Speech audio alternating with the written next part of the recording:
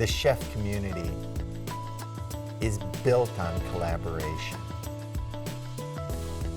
They're always sharing ideas amongst themselves. They share their ideas with me. That's really what this community is all about.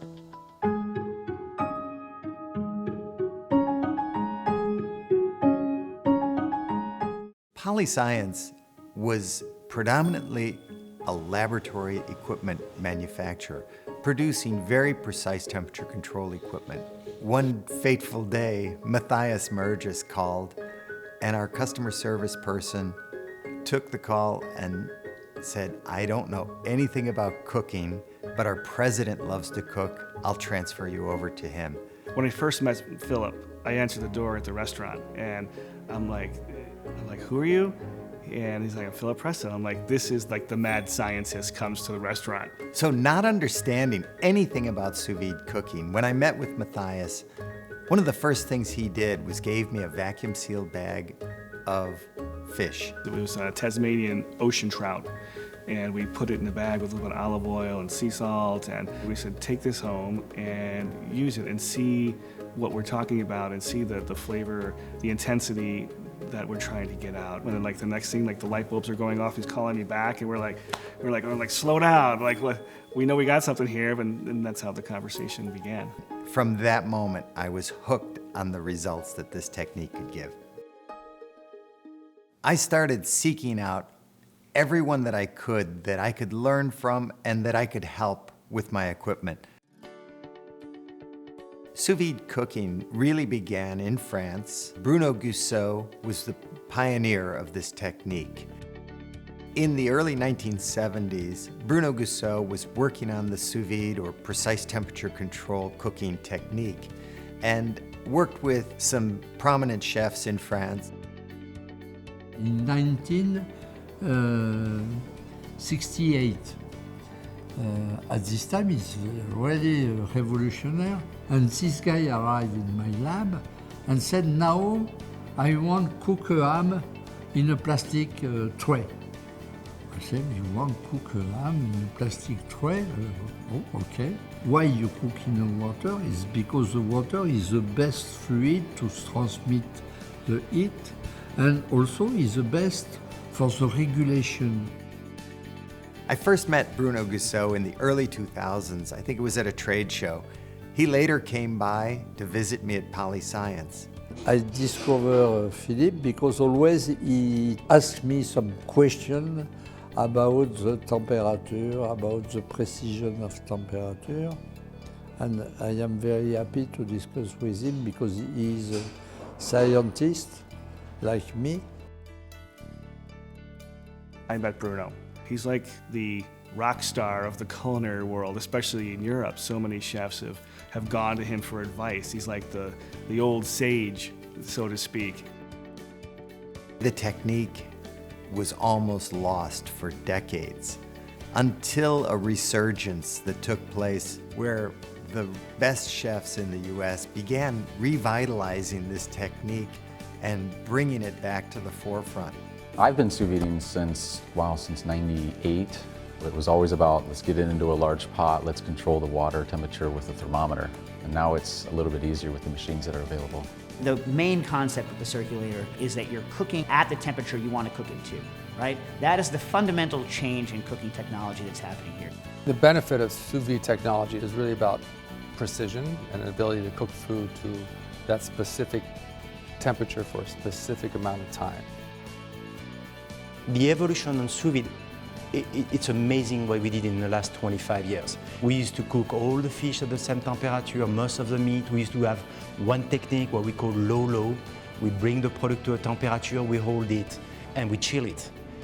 Now we have a technique called step-by-step, where we can not only control the time and temperature, but we can control the texture. We train Thomas Keller, Daniel Beaulieu, all the team from Jean-Georges. We train Eston Blumenthal at the Fat Dog. We train so many chefs. We train 45 3 stars and many, many other chefs. And more we educate, more people are going to understand how great the technology is. Gerard and Bruno came out to the French Laundry to work with us. With that, we were able to use their expertise to incorporate it into our repertoire for our guests. I love Thomas.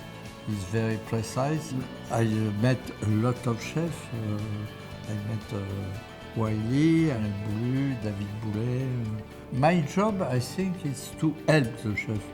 Not to take the place of the chef, but to help the chef to develop their technology. They are the artists. Me, I am the scientist. We were one of the early adopters and believers or converts or whatever it is. One of the first things cooks and chefs do with sous vide cooking is cook an egg. That's the most salient ingredient that shows what the technology can accomplish. From an egg that is barely coagulated to a hard-boiled egg and every stage in between. An egg that you cook, classically, it's easy to get a soft-boiled egg. It's easy to get a hard-boiled egg.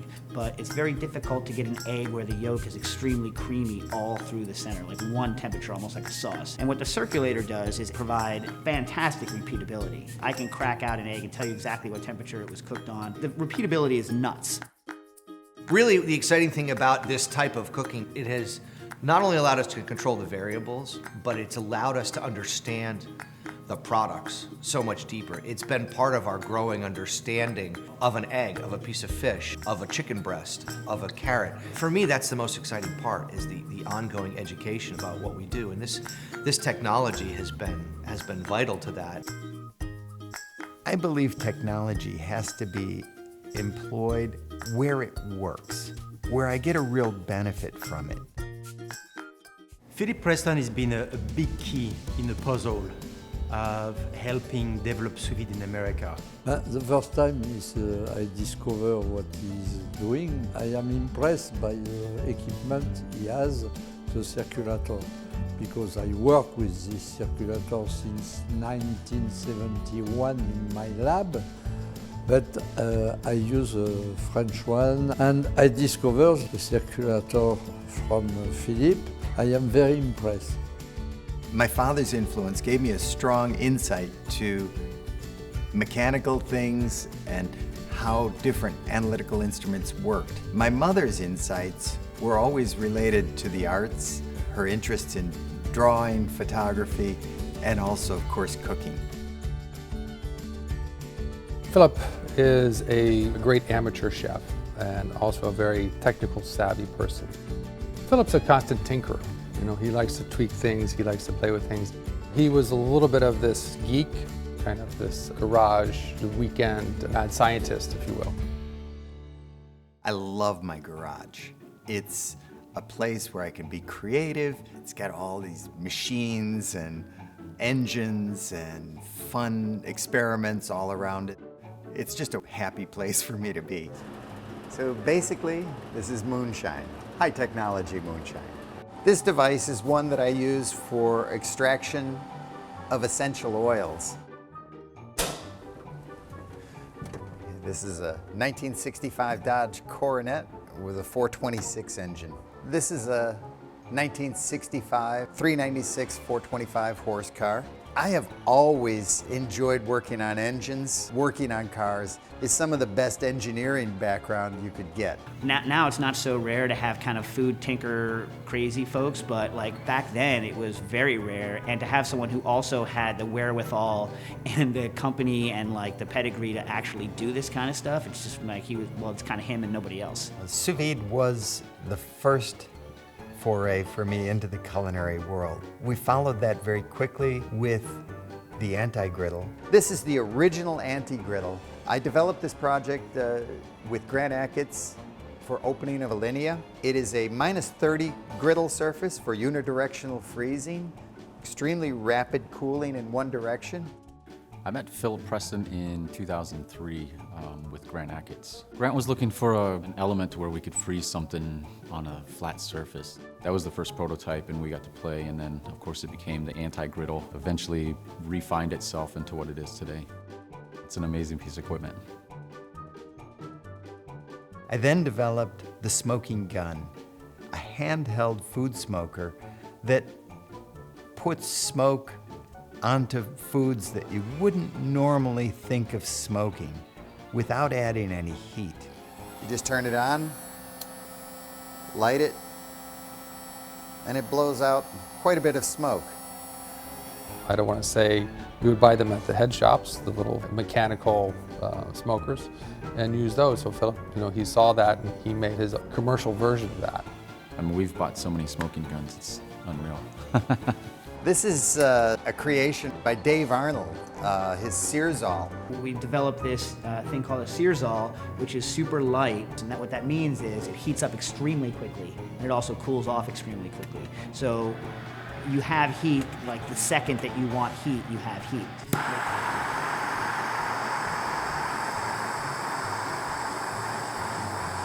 So now, ready. This is a beautiful tool.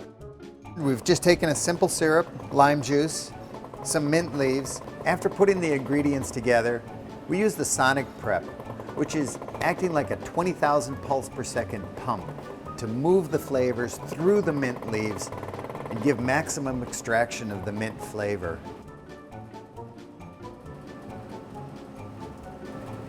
Wow, that's good. You guys have to try this. And I love that energy, when you can give somebody a project and they take on that enthusiasm with the same passion and drive that you would, that's pretty amazing. He brings a tremendous amount of knowledge into the kitchen, but he brings a lot of enthusiasm, the same type of curiosity that I feel like I have. I mean, there's a real kindred spirit in a way between Dave, between Philip, between people like ourselves who are not only excited about cooking, but curious about cooking, about understanding it better, about figuring out ways we can do things better. You have to always be thinking forward, even if it's thinking about something that's old, but how do you make it new, but staying true to the past, if you will, and then pushing yourself forward. After collecting information from the best chefs in the world on cooking sous vide, I had to get this information out to people. I wasn't surprised that he wanted to write a cookbook. I think that's something that is a natural for him. Immersed is really a story about my journey through learning sous vide cooking. It's a testament to where the consumer these days is headed. They're more interested in food, being able to control their own experience. And I think that this book is going to help them get to that point.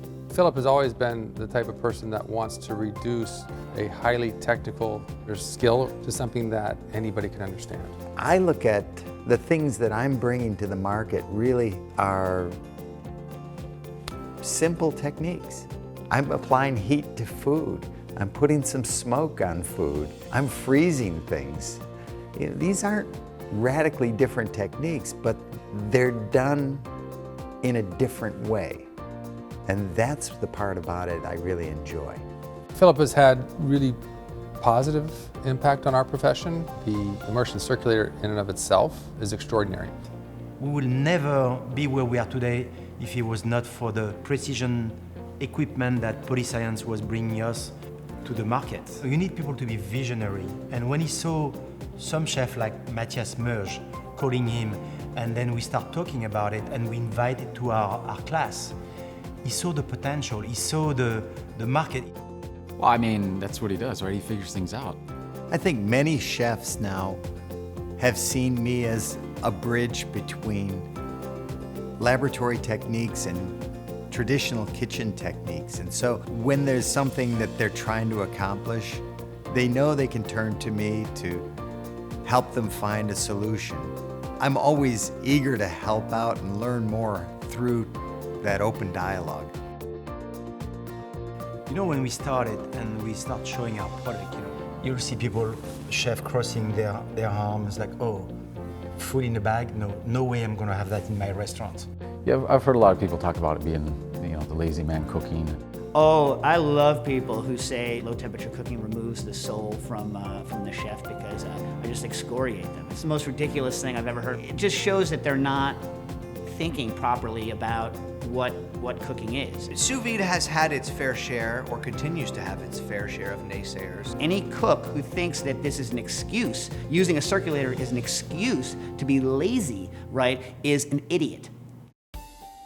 What's next for Sous Vide? That's a good question. I often wonder that myself. We've come a long way. I'm not entirely sure where we're going. I think the future of sous vide cooking is awesome. In the United States, there's never been a more savvy consumer nationally than there is right now. I think the biggest challenge is just being well educated about it. So if it's easily functional, all you have to do is turn it on and program a temperature and walk away, then yeah, why wouldn't somebody use it? I know in the future, you'll find sous vide equipment like you find a blender, a stove, a microwave, a pasta machine in every home. I absolutely do see it being an equipment that's going to be used in a home in the near future. I can see that for sure. I think that's just the beginning. There are a lot of really, really interesting developments yet to come. It is rather funny that after spending my entire career working on precise temperature control baths, going home and having my hobby of cooking, and I never connected the dots until the day Mathias called. I had no idea how I would impact the culinary world. I'm extremely grateful for all of the things that people have said about the work I've done and how I've impacted the culinary world. But that just fuels the fire for me to try and do more.